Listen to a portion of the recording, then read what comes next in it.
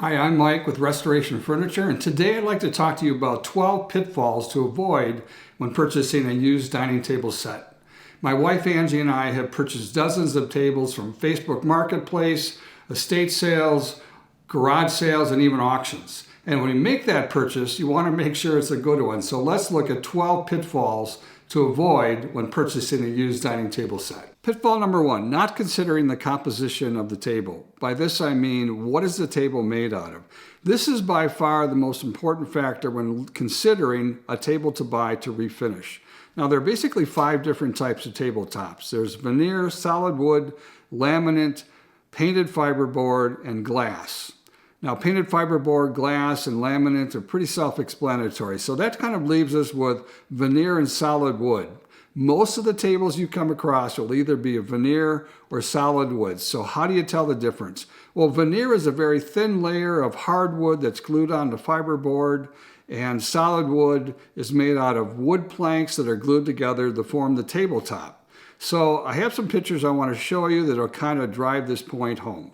You can tell this is a veneer table based on the very decorative and ornate pattern in the tabletop. Another indicator of veneer is the change in grain direction. Here you see the grain on the tabletop going in one direction and changing directions when you get to the edge. That change of direction is due to the trim piece that has been attached on the edge to cover up the fiberboard. In contrast, this is a solid table and the grain carries through from the top to the edges. And here's another example of a solid wood table. Another way to tell is to look at the underside of the table. This is a veneer table. All you see is fiberboard.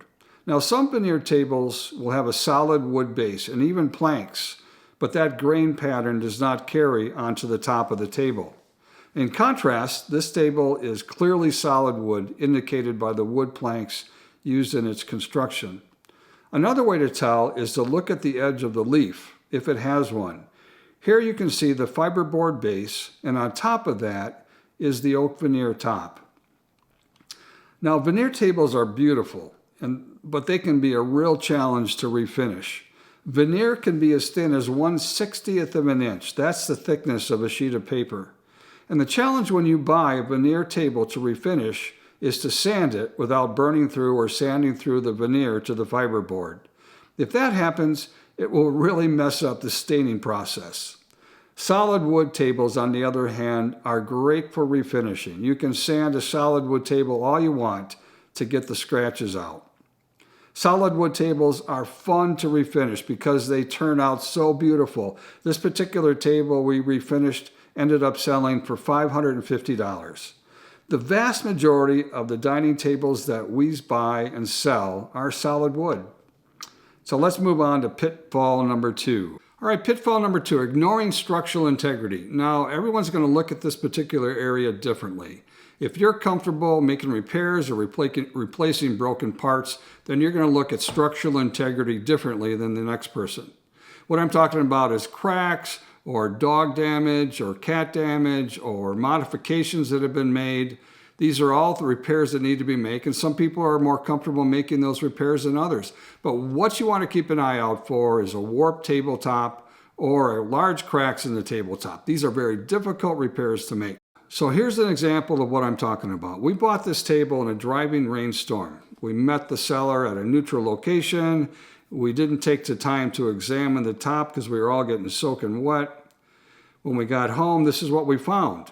Now, you can correct some minor types of warping when you sand the top, but this is not correctable. So take the time to sight down the edge of the table.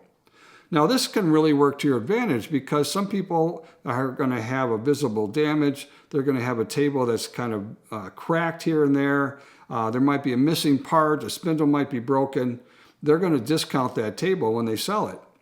Now that can work to your advantage because you can get that table a lot cheaper than if it was in really good condition. So here's an example of that. Here's a dining table set we recently purchased for $50. We actually set out to purchase the chairs and the bench only. When we got there, the seller said the table was broken and we could have the table free if we wanted it. Well, here's their definition of broken. We glued these pieces back on the leg and you could barely tell that there was a problem. Here's the same table that is partially finished. Here's the table done and on Facebook Marketplace. This table set retails for over $2,000 and we have it listed for $550. There are definitely structural problems that are going to be hard to repair, so take the time to look things over. Let's move on to pitfall number 3. Pitfall number 3, overlooking surface damage. Now, when you purchase a used table, you can expect there to be some damage on the tabletop. What I'm talking about are scratches and paint and watermarks, heat marks. These all, for the most part, can be sanded out. Here are some examples. This solid wood table is full of paint, but don't let that bother you. This can all be sanded out. Here is an example of a scuff mark. This too can be sanded out. Here we have a few heat marks. This damage is caused by someone putting a hot pan directly on the tabletop. You'll see this a lot if you're flipping dining tables.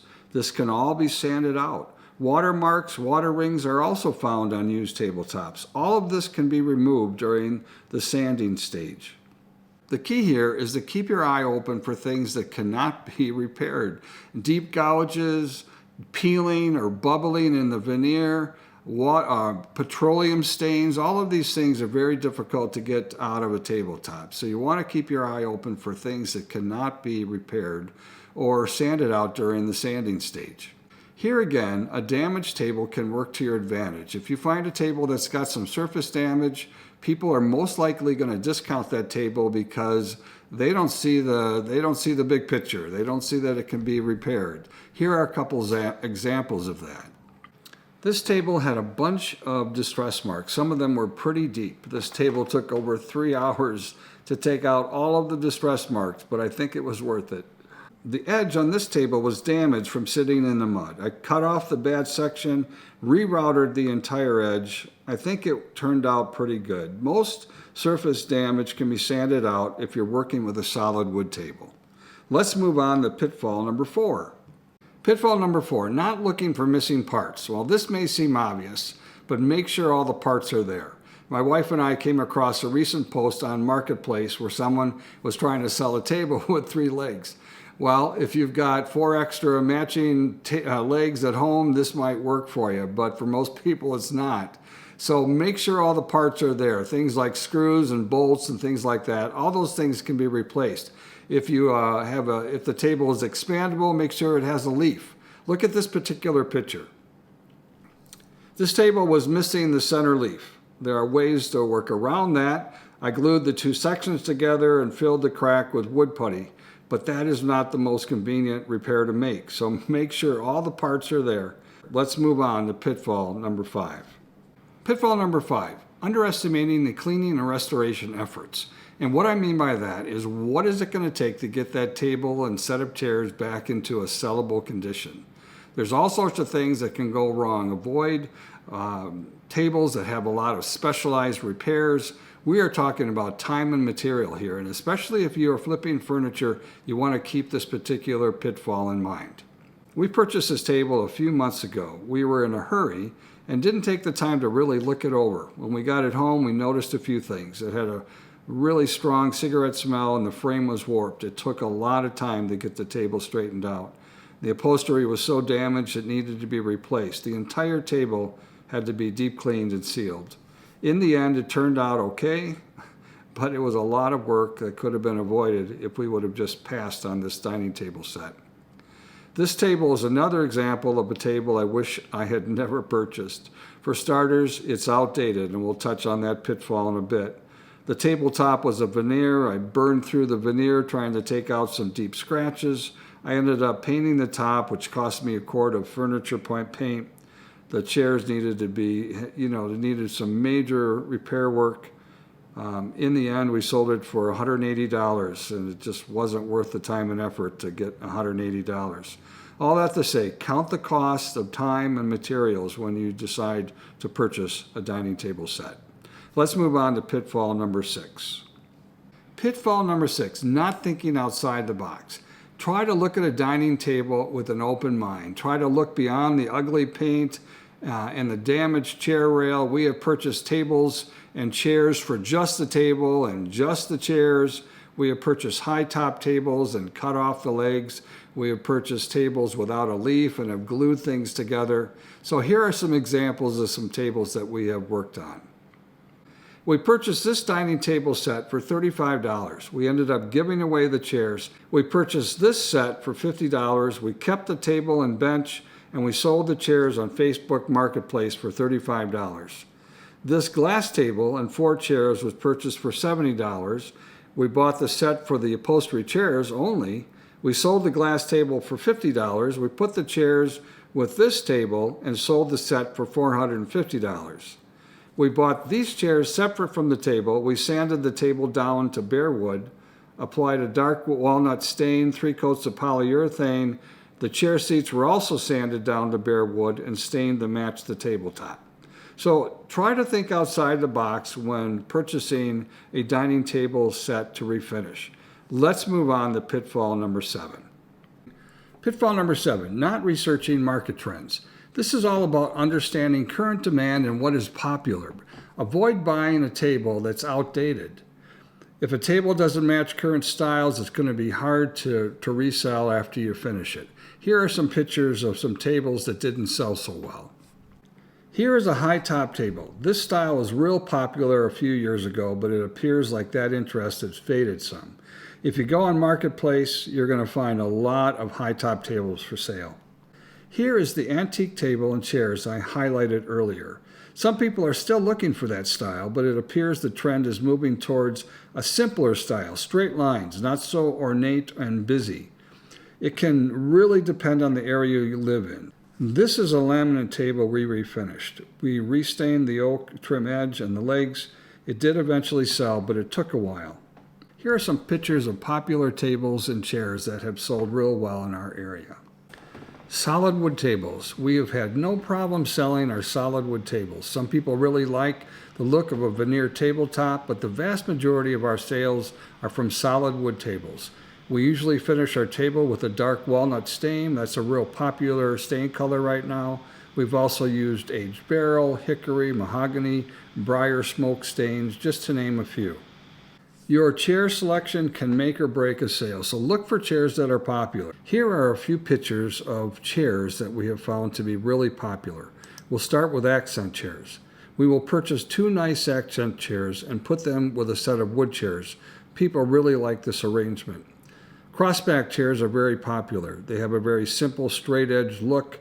Ladder back chairs are also trending. We have had no problem selling our tables that have had ladder back style.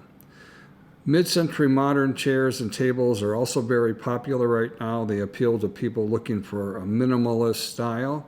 Windsor, Shaker, spindle chairs are also popular. They're still popular, but the downfall with them is that they are hard to refinish. Spray painting them seems to be the easiest option. We refinish these spindle chairs by taking the chairs apart and painting the frames and refinishing the seats separately. This was only possible because the spindles were not glued to the frame. What is popular and trending is going to really depend on your area. Let's move on to pitfall number 8.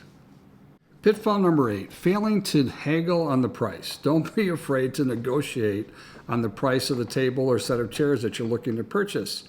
We try to not spend any more than $100 for a dining table set. That includes the chairs.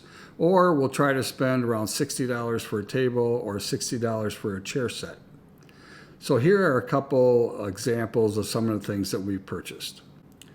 This table and chair set was listed for $100 on Marketplace. The seller indicated she was moving and needed a quick sale. I offered her $75 and she took it. If people indicate that they're motivated to sell something, it's not bad to offer a little less. Try not to insult the seller by a lowball offer. We bought this set for $50. It is well worth it. We didn't even try to negotiate this price. If you use Facebook Marketplace, don't be afraid to save items that you'd like to purchase that may be overpriced. There are 2 primary things that are going to bring the price down. It's going to be time or how motivated the seller is. If they are moving, they're going to sell it fairly quickly. If it's been on Facebook or wherever you're looking for more than a week or two, they're probably going to be willing to come down on the price. So don't be afraid to offer just a little bit less if it works out. If you find something that you really like, don't be afraid to offer $10 or $20 more than it's listed. Chances are they may put you to the top of the list. Let's look at pitfall number 9. Pitfall number 9, ignoring seller's reputation. This one's pretty straightforward. Be sure to check the reviews and the comments on the seller. If there's something that's questionable, it's probably good to pass on the item. Let's move on to pitfall number 10. Pitfall number 10, avoid turning off the seller.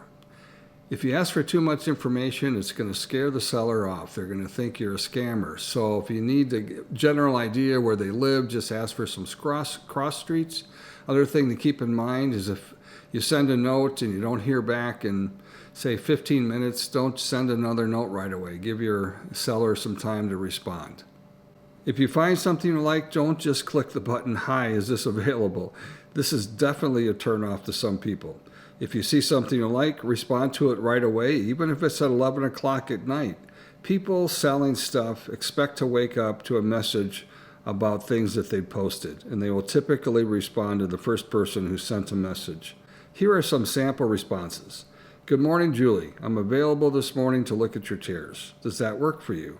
Hi, Dustin. Is this dining table still available? We would love to come and take a look at it." Or, "Hi, Sam. Is there a good time today to come by and look at your dining set?" This kind of wording lets the seller know that you're interested, but you would like to see it first before committing to buying it. Let's move on to pitfall number 11. Pitfall number 11, avoid dealing with scammers. Beware of scammers. That's a video post in itself. If it's too good to be true, it's probably not real. Do not give out any of your personal information. My wife and I are very careful about not giving out phone numbers. We only use cash in our transactions. We don't use Venmo or Zelle. Once you do this for a while, you can kind of pick up if someone's a scammer or not. There's usually limited information, especially if you're using Facebook Marketplace. A lot of the accounts start the year that you're trying to look for stuff, or there's limited information. They grab photos from someone else. It's pretty easy to tell. If you've done it for a while, you'll pick up on it. So watch out for scammers. Let's move on to pitfall number 12. Pitfall number 12, not trusting your instincts. This is last but certainly not least. Listen to that gut feeling when making that final decision. If you have any hesitations, it might be better just to pass on that dining table. By avoiding these pitfalls, you can increase your chances of successfully flipping a used dining table and making a profit. If this was useful to you, please hit the like button below. I would love to hear feedback from you. If you have any comments, if you have bought a dining table or some chairs and learned some things from that, please add them to the comments below. Thank you for taking the time to watch this video. I hope it was helpful. If you'd like additional information on refinishing a dining table set, please hit the subscribe button below.